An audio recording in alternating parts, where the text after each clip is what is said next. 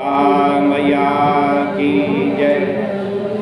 बोले सत्य सनातन धर्म की जय। बोले कार्तिक महात्मा की जय। पतित पावनी कलिमल हारिणी माँ गंगा मैया का ये पावन तीर्थ, गोपाष्टमी का पावन पर्व,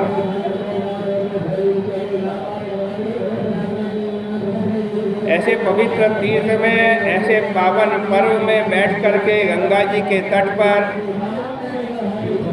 कार्तिक महात्मा की कथा श्रवण करने का पुण्य आपको मिल रहा है।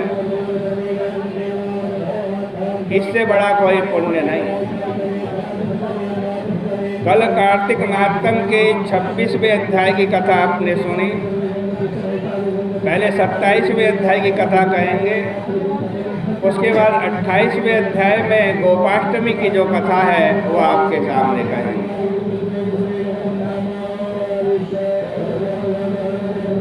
आपने 26वें अध्याय में सुना कि वशिष्ठ ऋषि के श्राप से मित्रसह नाम का एक राजा राक्षसत्व को प्राप्त हो गया। उसने एक ब्राह्मणी को भी श्राप दे दिया, उसके पति को मार दिया। कल आप कथा में श्रवण कर रहे थे। वो ब्राह्मणी, उसका बालक और मित्र सा राजा घूमते घूमते नर्मदा नदी के तट पर पहुँचे। एक वट वृक्ष के नीचे गए। वहाँ पर पहले से एक ब्रह्म राक्षस रहता था। वो वट वृक्ष के नीचे उतर के आया, उनसे पूछने लगा, तुम कौन हो? मेरे जैसा राक्षसी शरीर कैसे तुम्हारे को मिला, बताओ। मित्र सा कह रहा है, अस्तम वद महाभाग त्वया वै किं कृतं पुरा सख्य ममार्ति रनेन तद सर्वं वक्तुमर्हसि। कह रहा है मित्र सा, तुम कौन हो? पहले तुमने ऐसा क्या किया? अब तो हमारे मित्र हो गए हो। अत्यंत स्नेह से सब वृत्तांत कहो।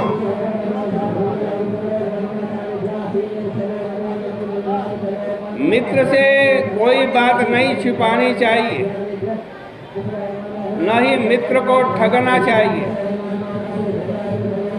कह रहे सौदास करो तिवंचनाम मित्रे यो वा को वा नराधमा स ही पाप फलम भुंक्ते युगानाम कोटि सप्तसु। जो कोई अधम मनुष्य मित्र के साथ छल करता है वो 7 कोटि युग तक नरक में रहता है। नराणां सर्वदुःखानि पीयन्ते मित्रदर्शनात् तस्मान्मित्रेषु मतिमान्न कुर्यात् अवञ्चनां सदा। मित्र के दर्शन से सब दुख दूर हो जाते, इसलिए मित्र के साथ छल नहीं करना चाहिए। सौदास के द्वारा पूछा गया, वट वृक्ष के नीचे बैठा हुआ ब्रह्म राक्षस प्रीति युक्त धर्म वचन कहने लगा। उसने बताया, मैं पहले मगध देश में वेद में प्रवीण सोमदत्त नाम का ब्राह्मण था, धर्म में निष्ठा रखता था। हे महाभाग, हमने मद युक्त होकर विद्या के साधन से गुरु को उदासीन किया, इसीलिए हमारी यह गति हुई। आहार रहित दुख युक्त हमको कहीं भी सुख नहीं मिलता।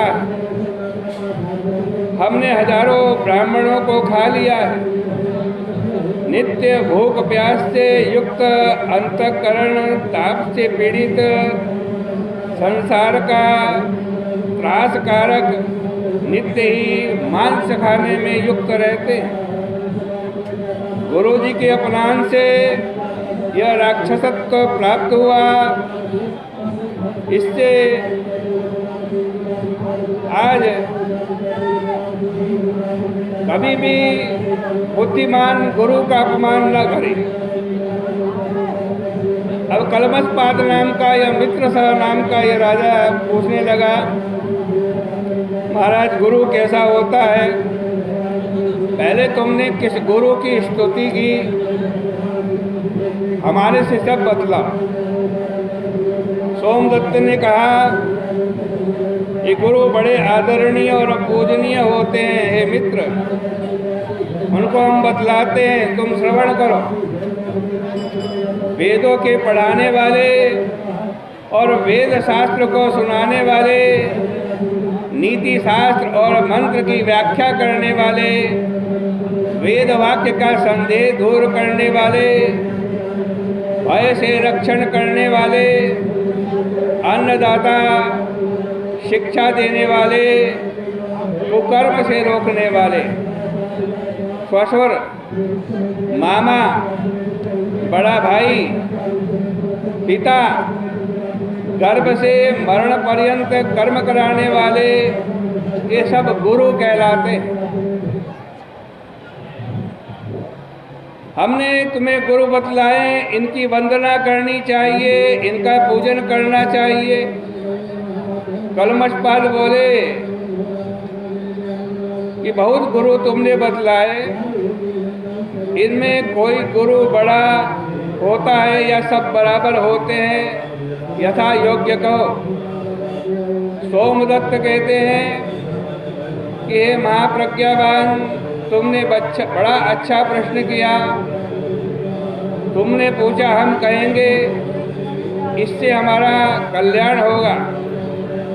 हम लोग राक्षस हैं, भूख प्यास से पीड़ित हैं, फिर भी गुरु के महात्म्य में निरत हैं।